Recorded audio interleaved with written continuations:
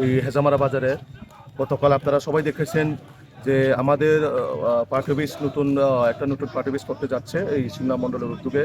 তো সেটাকে এই নতুন ভবন যাতে সুন্দর করা হয় তার জন্য আমাদের পার্টির কার্যকর্তারা সেখানে দিনরাত পরিশ্রম করে তারাও কাজ করে যাচ্ছেন।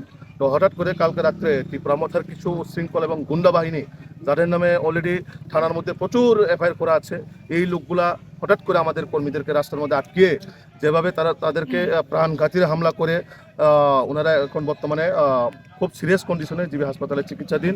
এবং তারই প্রতিবাদে আজকে আমরা যাতে এই ঘটনার সঙ্গে যারা জড়িত, যাদের নামে এফআইআর করা হয়েছে, তাদেরকে যাতে অতি সত্বর অ্যারেস্ট করে আইনের আওতায় আনা হয়, তার জন্য আজকে আমরা হেজামারা বাজারে বিক্ষোভ মিছিল করি। এবং বিক্ষোভ মিছিলের পরে আমরা এখন যাব থানার মধ্যে। গতকাল রাত্রে তো আমরা অলরেডি এফআইআর করেছি, এখন অবধি কতজনকে অ্যারেস্ট করেছে বা করতে পারেছে তার জন্য আমরা কথা বলবো অবশ্যই। তার জন্য আমরা অবশ্যই আগামী দিনে যাতে এরকম ঘটনা যাতে না হয়, এবং বিশেষ করে আমরা শুনতে পাই এখানে এই বিধানসভার যিনি বিধায়ক তথা রাজ্যের একজন উপমন্ত্রী, তাইনি কিভাবে উস্কানিমূলক দিয়ে এভাবে হামলা করতে পারেন?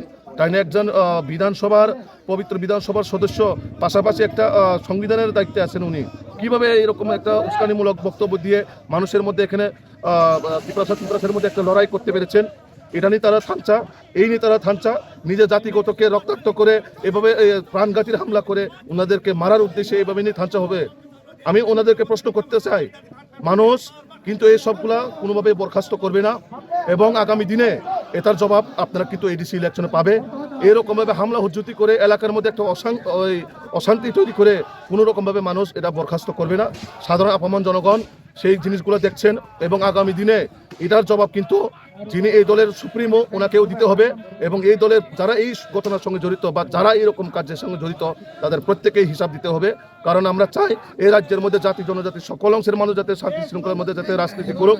এরকমভাবে হামলা হুজ্জুতি করে সবসময় একটা এলাকার উশৃঙ্খল করে অশান্তি তৈরি করে সাধারণ মানুষকে আতঙ্কের মধ্যে রেখে ওনারা যেভাবে রাজনীতি করার চেষ্টা করছেন, সেটা কোনোভাবেই মানুষ মেনে নেবে না।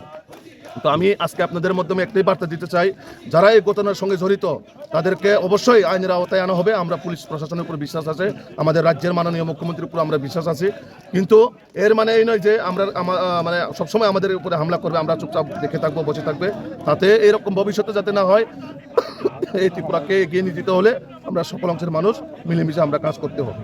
কতজনকে